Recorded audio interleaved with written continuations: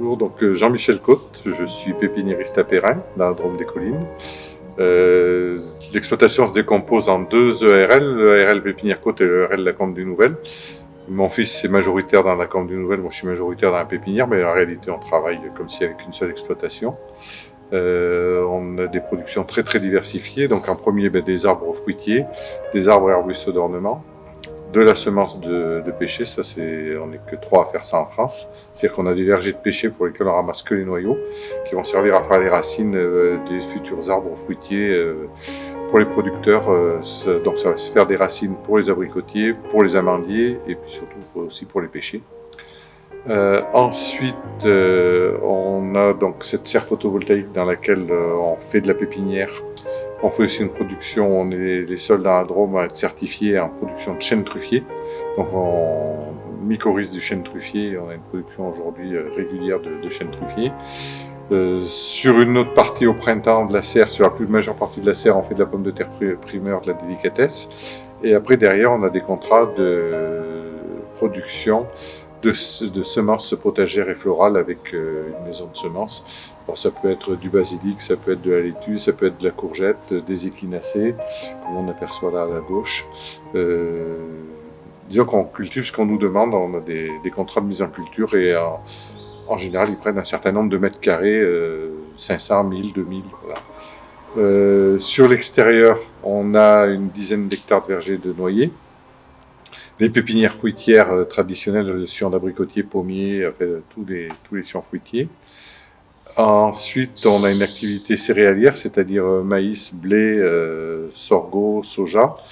Et mon fils, sur son ERL, fait beaucoup, c'est plus l'ERL de mon fils qui s'occupe de tout ce qui est grande culture, fait beaucoup de semences de maïs. On avait cette année, par exemple, 35 hectares de semences de maïs. Voilà à peu près le tour. Après, on a aussi de la semence. On a fait du poids de semences. Là, on a semé du navet de semences pour l'année prochaine. Là, c'est pareil, on a des contrats avec des maisons de semences. Et on voit c'est eux qui nous demandent ce dont ils ont besoin. Alors historiquement, on est ici sur un lieu qui s'appelle Champ de Perdrix. Et c'est mon grand-père qui a acheté la ferme familiale dans les années 30. Et il était en polyculture élevage, il y avait des moutons, pas des moutons, pardon, des chèvres, des vaches, des lapins, comme toutes les petites exploitations. Alors, il était sur 8 hectares à l'époque. Il y avait de la vigne, il y avait des asperges, donc de la polyculture élevage traditionnelle de la Drôme des Collines. Papa s'est installé dans les années 60 au retour de la guerre d'Algérie. Il a décidé, pour pouvoir vivre sur une petite exploitation, de spécialiser encore plus et d'introduire la production d'arbres fruitiers. Donc il a commencé à faire de la pépinière dans les années 60. Moi-même, je suis arrivé dans les années 80, où j'ai commencé à faire de la pépinière hors sol, c'est-à-dire des plantes en pot, en plus de la pépinière fruitière et de la pépinière ornementale que papa faisait. Dans les années 70, on était encore très diversifié, puisqu'on avait des cultures de fraises, des cultures de carottes, des cultures de tomates, et encore un troupeau d'une dizaine de bovins viande. Cet élevage s'est arrêté dans les années 75 et progressivement tout ce qui était activité autre que pépinière spécialisée, c'est-à-dire tout ce qui était maraîchage, production de tomates, de fraises et tout ça, s'est arrêté au même moment pour vraiment faire plus que de la pépinière. Dans les années 2015-2018, la pépinière marchait mal. On a eu l'opportunité de faire ce bâtiment photovoltaïque et donc de réorienter un peu les productions sur des choses un peu plus diversifiées. Et à ce moment-là, mon fils s'est installé aussi sur l'exploitation, a repris une partie. Donc entre les années 30 et aujourd'hui, on a acheté un petit peu des terres. C'est mon fils qui en a beaucoup en propriété. Mais par contre, quand même, la majorité, c'est des fermages.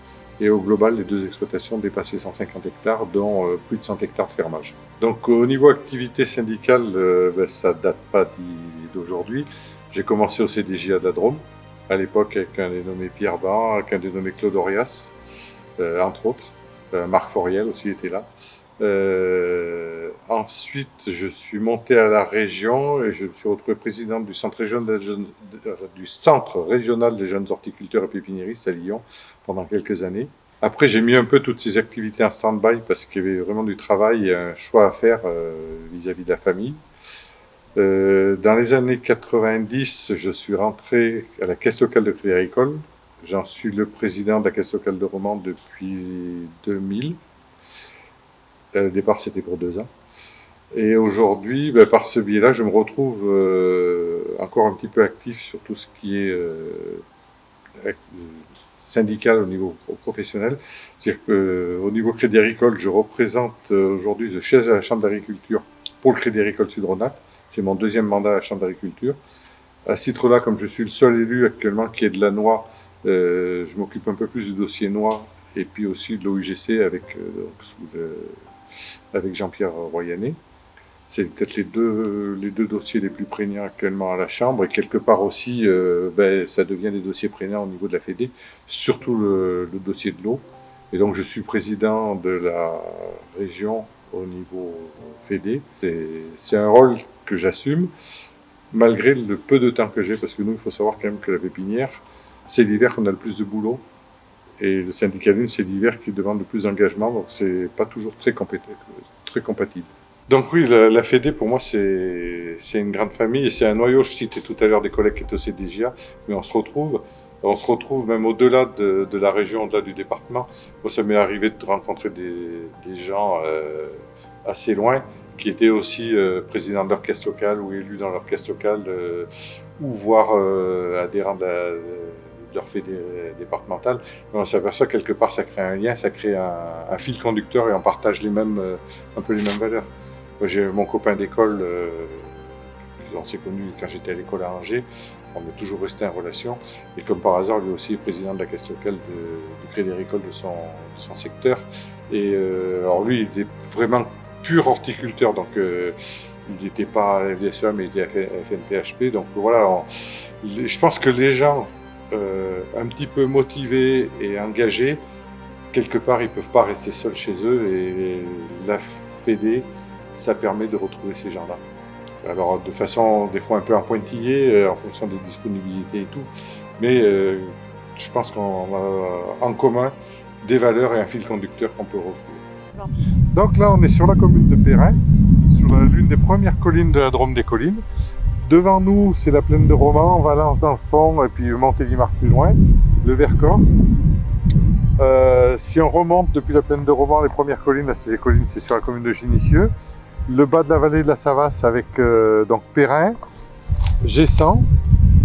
Et là, on est sur les Hauts-de-Trior, on aperçoit une parcelle de vigne puisqu'il y a des viticulteurs à Trior. Et on doit aussi apercevoir, les limites, je ne sais pas exactement où elles sont, les Hauts-de-Parnan et les bas de Montmiral aussi, pour ce côté-là.